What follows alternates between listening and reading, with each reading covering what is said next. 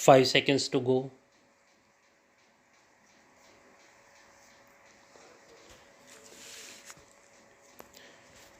Start.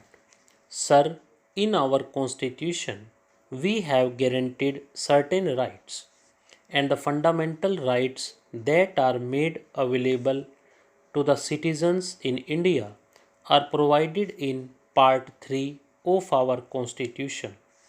What are the rights that are made available to the citizens?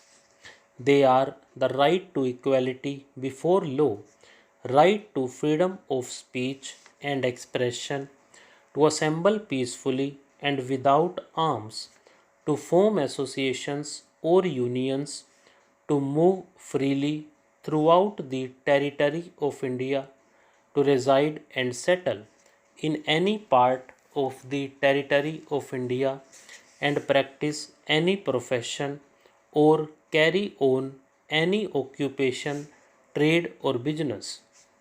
And there are certain other rights which are made available to the citizens of India.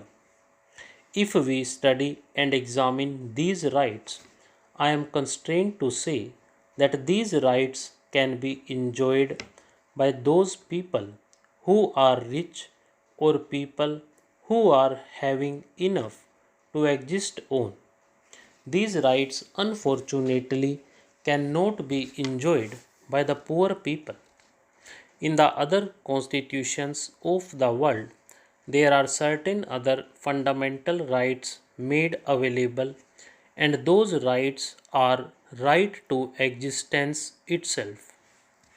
It is not mentioned in those constitutions that the right to existence is made available to the citizens, but under different headings, those rights are made available. The right to education is made available. The right to shelter is made available. The right to education is made available. The right to medical assistance is made available. These kinds of rights are made available to citizens in some countries of the world. If we study the American Constitution, these kinds of rights are not made available to the citizens in the American Constitution. The rights which can be enjoyed by the well to do people are available in the American Constitution, but the right which can be enjoyed by the poor people are not made available in the American Constitution. The right to work is not made available to the citizens in America, in spite of the fact that even in America there is unemployment. America is a very vast country having huge resources and very limited population, yet the right to work is not made available to the citizens in America. There are so many socialist countries in the world, and in almost all socialist countries, the right to work is also made available to the citizens and a part of national policy under the constitution. The new Russian constitution has gone a step ahead and says that the right to work of the choice of the man who wants to work is available to the citizen.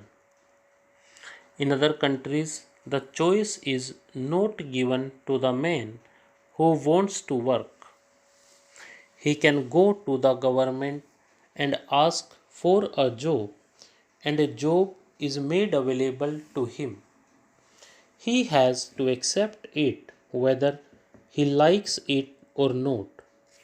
But in the Russian constitution, one can say, I want a job of this kind, and that kind of job should be made available to me, and that of a job is given to him under the new constitution in the Russia.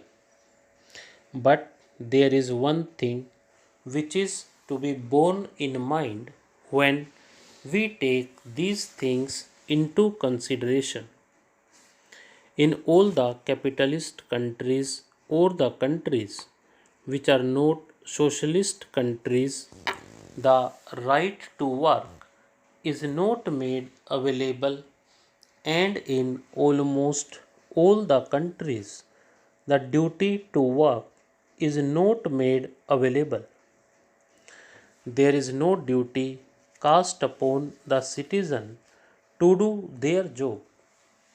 But in all the socialist countries, the right to work is given, as well as the duty to work is also cast upon the citizens. Right to work is also related to the duty to do the work in the socialist countries of the world. I have studied so many constitutions of the world in which the right to work and duty to work is given in only one clause itself. The citizens have a right to work and duty to work. In one sentence that is mentioned. Even in China, the duty is cast upon the citizens to work. In the Russia also, the duty is cast upon the citizens to work, and if that duty is not done, the right will not be made available. If we study the concept of the right, it cannot exist unless there is a duty on the other side. If there is a duty, there will be a right, and if there is a right, there will be a duty. Now, the Indian concept of the duty and right is something different from the Western concept. The Indian concept starts from the duty and ends in right, and the Western concept starts from the right and ends in duty. I say, as a son, I have a duty towards my father. When I have a duty towards my father, father gets a right as against me. When a father has a duty towards a son, son gets a right as against the father. This is proper. Stop.